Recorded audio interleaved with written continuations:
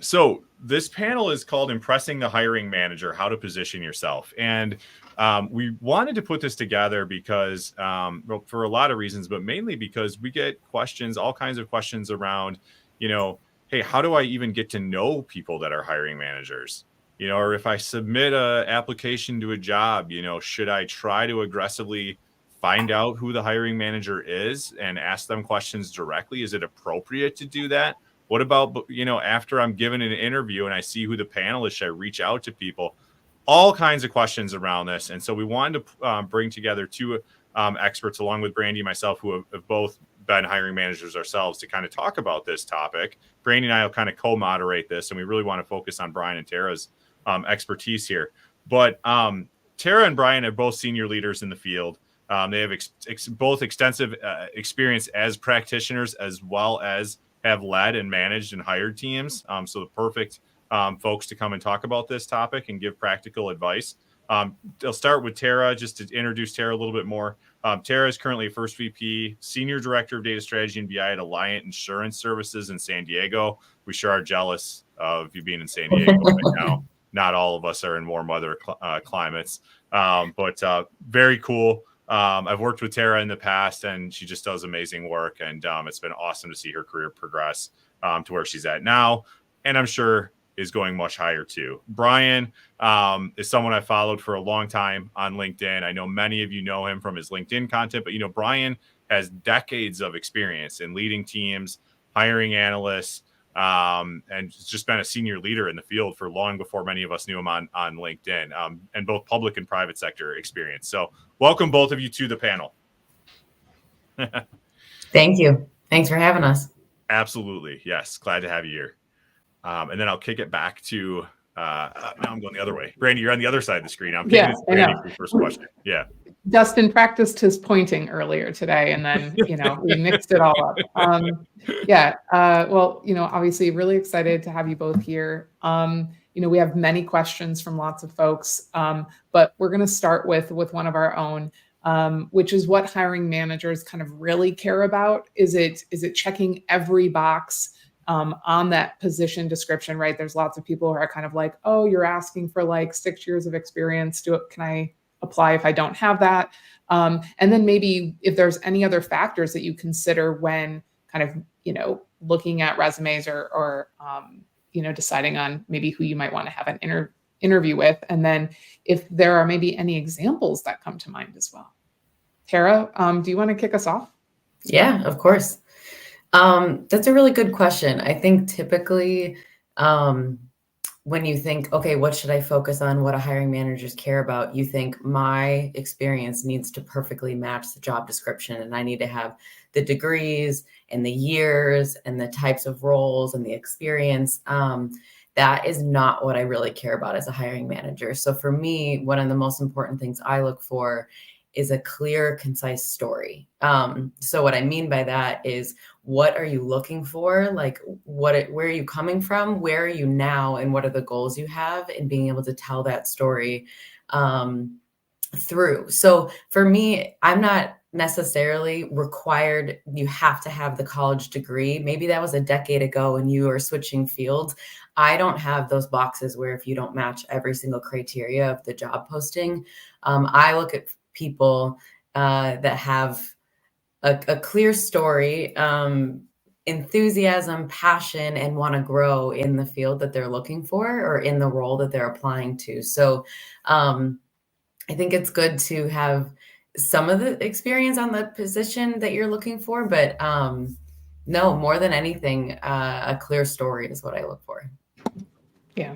No, I think that's great. And obviously Brian dropped off, but because he was having difficulties unmuting. So he'll be joining us back in a second. But yeah, I think sometimes that's have problems unmuting, but my button works though. So I think Brian's unmute button was not working. Yeah, got you. No, I think that's really great. And I guess maybe a follow-up to that is, how does somebody convey their passion, right? I think especially when they, their first interaction with you really is through an application process, right? Like, how might they overcome, whether it's an automated system that's like reviewing resumes or anything like that? Like, do you have any thoughts on how they make their mark or stand out to you? Yeah, I think more than anything right now, there's a lot of noise and abundance in applications. So I think years and years ago, it might have been 80 applicants, and now it might be 800 applicants. So for me, for someone to stand out, I would go back to the basics, like straight up to the fundamental. Do I have a professional headshot on LinkedIn? Do I have a bio that very clearly states what I'm looking for? Have I reached out to a hiring manager or a recruiter or made some sort of connection to someone at the company?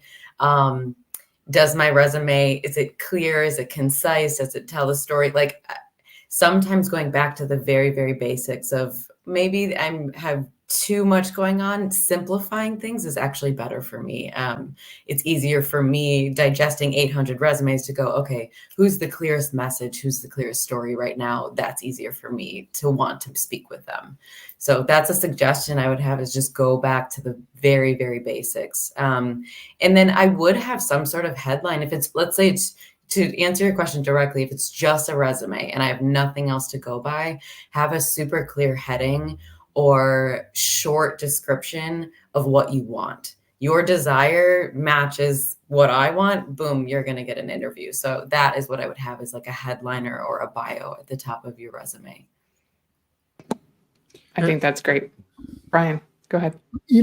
I would say that, for me, resume alone is never going to get it, because as a hiring manager, I am extremely risk averse in the sense that I have had to fight my other managers in a steel cage death match to get the approval to hire this position. And so I want to know that the person I'm going to be bringing in is going to be good at this task. And the way you know that is by looking at people who've already done it, and not just say they've done it, but who've shown they've done it. And the way you do that is really through portfolio and through social media interaction. So, if people who have shown excellent data analysis skills online in a portfolio with real world data, and then communicated that, either in in LinkedIn discussions or discussions on other people's content, or if you've done a YouTube video and you've shown me you can not only do great analysis, but talk about that analysis and present it to somebody who doesn't have deep expertise in that field, you've cleared the bar already. And to be honest, the last position I was in, we hired a 12-person team without a single interview or job application, including myself. Every single person was cherry-picked off their portfolio and their online interaction. And it was the best team I ever worked with. Very insightful, interesting, and getting into kind of the tactics of folks reaching out to hiring managers directly. So I've gotten questions a lot about hey, I haven't submitted an application, or maybe I have submitted an application, and maybe they do or do not know someone that's a hiring manager there, and even if they don't, maybe they have access to find it out. Like, what's some etiquette that you would recommend around trying to get in touch with the hiring manager, even if let's say they want to just learn more about the position and talk to you? Is that something that hiring managers are interested in? Do they want people to do that? Maybe we'll start with that question for both of you. Brian, I'll let you go first. I think there's always the opportunity to reach out and basically say, was my application received? And, I think that's definitely something you want to do, particularly in a process I came from government for a lot of my career, and things just happen in the government application process. So your applications get lost, things get miscategorized. And so, typically a position would get, hundreds of applications. And so I think it's fine to reach out in that way. I would say in most cases, kind of actively reaching out to a hiring manager and an active recruit is probably not going to help you. But I think, typically what I would say is, if you're doing it at the time of the recruit, it's kind of too late. That what you want to do is you want to kind of target, okay, what are what are the industries I want to work in? What are the sectors? Who are the key people? Who are the key players I would want to work for? And get to know them and interact with them way ahead of time. Build those relationships and get to know people in the company, even if it's not the hiring manager, so that by the time a position does come up that you're interested in, you've already got those connections. You've built those relationships, so you're not kind of scrambling at the time of the hire. Yeah, and not to necessarily put words in your mouth, but it feels a bit like it's about quality connections over quantity. Is that right? Yep. Yeah.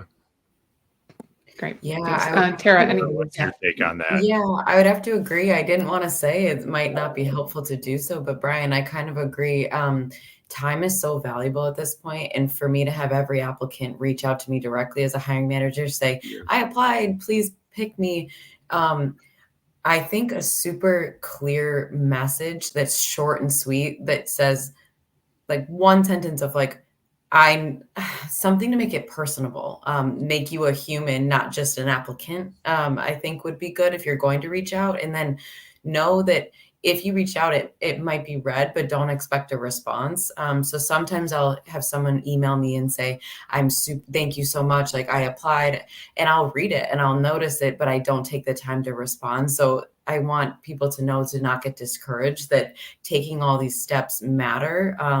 But I have to agree with Brian, the relationships you build way before you're applying to jobs matter more than anything. In my own career, when I've looked for jobs, I've been reaching out to my entire network, and it can be anyone. You don't have to already be a data analyst or be a business intelligence engineer to have a network. I was reaching out to anyone I knew who was even in a field similar to the field I wanted to get into, and build relationships way ahead of time. And Brandi, I agree. They were like quality relationships where I deeply cared about these people, and still do to this day, that have gotten me the jobs I have throughout my career and the roles I've had. So, yeah.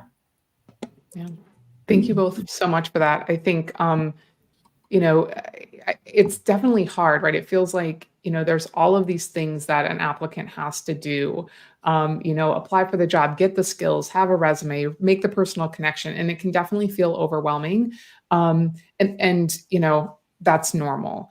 And it does take time, and it can be difficult. So I'm not trying to make it seem easy, but I think, I really like this concept of kind of making that quality connection and kind of building from there. And networking is so important to that. So when somebody, let's say somebody has made an impression, they, have presented themselves well, clearly and concisely, they've reached out, they've made a connection either to the company or to you personally, or even someone within the organization. And now they have an interview and it's coming up. What should they be doing in terms of preparing, right? How much research should they do on the company or on you as the hiring manager? Should they make contact with you prior? Like, can you give us a bit of insight into what your preferences are on that? And Tara, maybe you can get started. Yeah, definitely. Preparing for an interview, know the company, know the people, know the role. Like seems like I said, going back to the basics, that seems like, of course I would know that. But sometimes if you're applying to 50 jobs, 100 jobs, and you're just shooting your resume as many places you can go, and then you get a job and you're like, or you get an interview, excuse me, still take the time to research the company, know how they make money. Do they do services? Do they do products? Do they do both?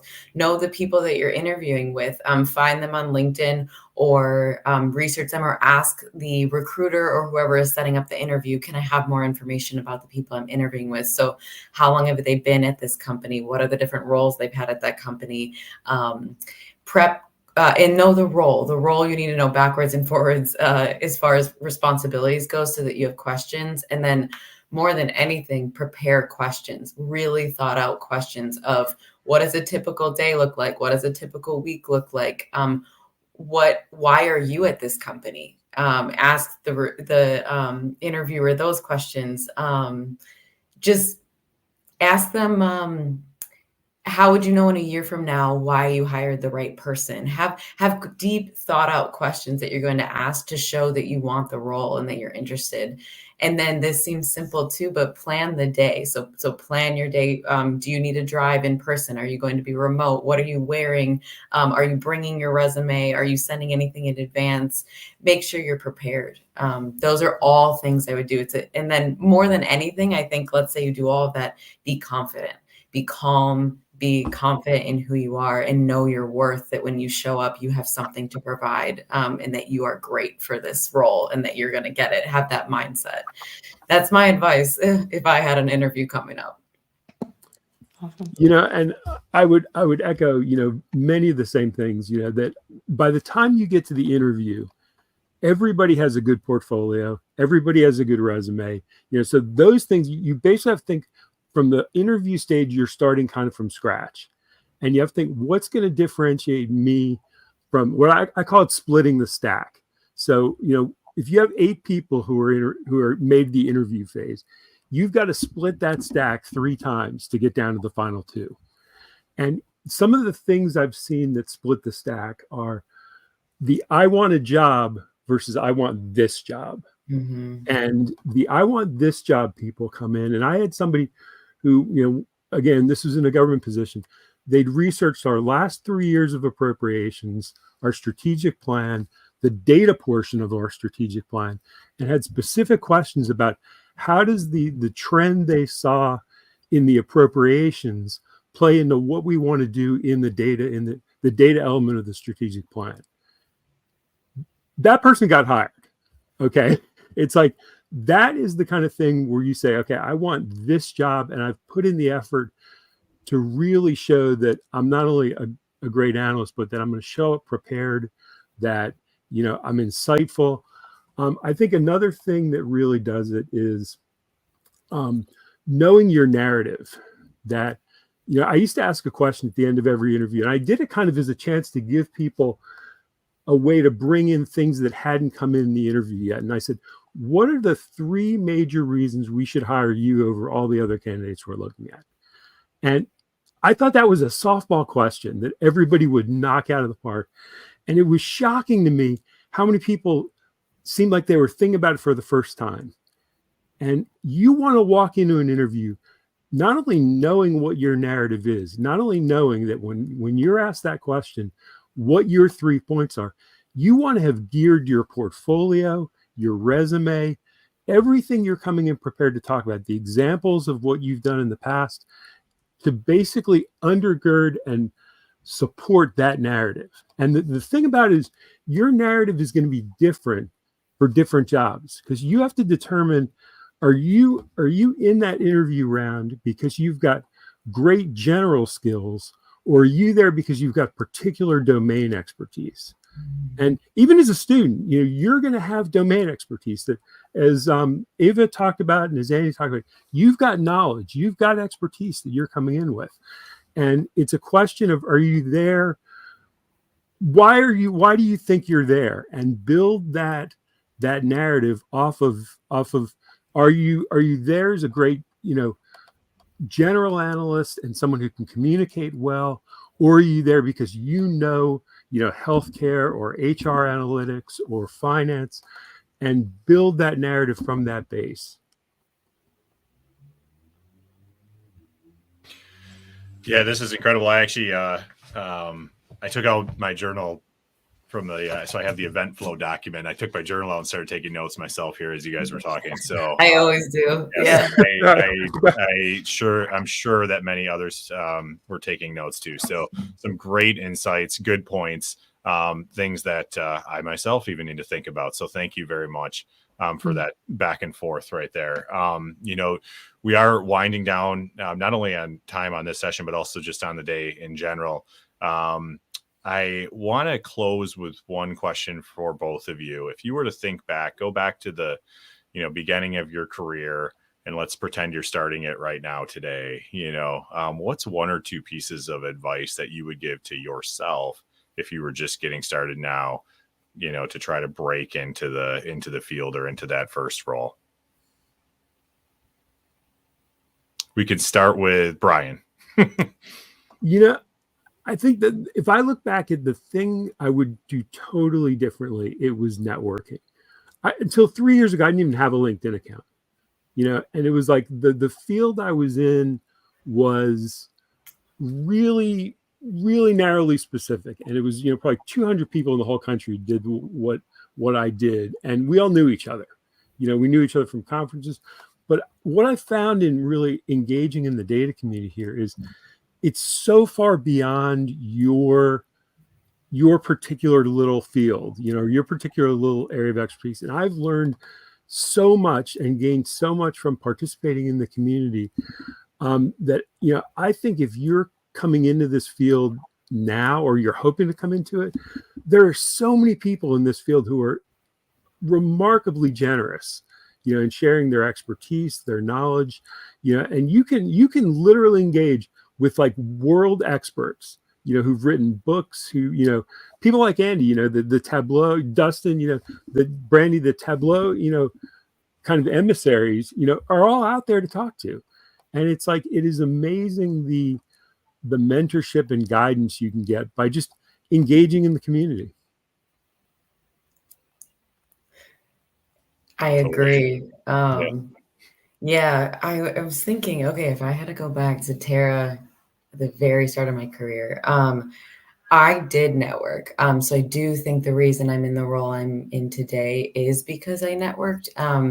And I just was human to human. I built relationships. I knew some of the chats are commenting about my cat. Like, I knew other people's cats and dogs' names and their daughters and their sons, and like human to human was how I connected. So I agree, like networking, not for the sense of like, let me add you to my LinkedIn so I have 500 plus. That's not what I mean. I mean actually building relationships early on. So I could not agree more with Brian on that. And then I was thinking, okay, what's something maybe I didn't do that I would give myself advice on? And I think if I could go back, it would be see the bigger picture. I think I had blinders on a little of, I just want to become a business intelligence engineer, and I just want to get that role and be on that team. And sometimes I wish I had seen like the larger picture of how I fit into the organization and why that role existed. So that's advice I would give to someone either switching careers into data or starting right out of college, is to understand the bigger picture. So if you're deeply technical, understand maybe the more managerial routes, or like product management or program management or scrum master roles or back end or front end. Like, when I really started to click things in my career was when I understood like how I fit into the mission of like the bottom line of the company. Why does this company exist? Where is this company heading? Where am I heading? And am I in alignment with that? So that's definitely advice I would give myself, is just to understand why this is all happening. And then the last thing I guess I'll mention is, I mentioned at the beginning storytelling. I want to be a little clear with what I mean by that. Being able to tell your story is your greatest asset in your career. And I mean that like to my core. I think the reason I am where I am today is because I'm a good storyteller.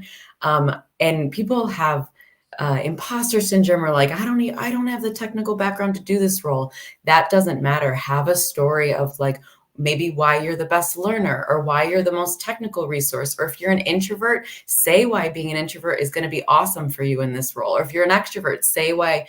Know yourself and know your story. If your background is like, I worked in a restaurant and then I worked at this company and then I did this small role in retail, that's okay. You can still get the job. You have all this experience that's led you to this interview. So one way I practice telling my story is to people that are not in the field. So that's one kind of like actionable thing I have for this panel, is to say, go explain to like a friend who has nothing to do with data your story, and try to tell a cohesive story to someone who doesn't know what SQL is, doesn't know what Alteryx is, Tableau, Snowflake, doesn't know any of that. Try to tell your story to a parent, to a family member, and get really clear on it. The clearer you are with the vision you have and the story you're telling, is your future is going to align with that story, because it's your truth. And so it'll become your reality. Yeah, those are the pieces of advice I would give myself if I was starting today.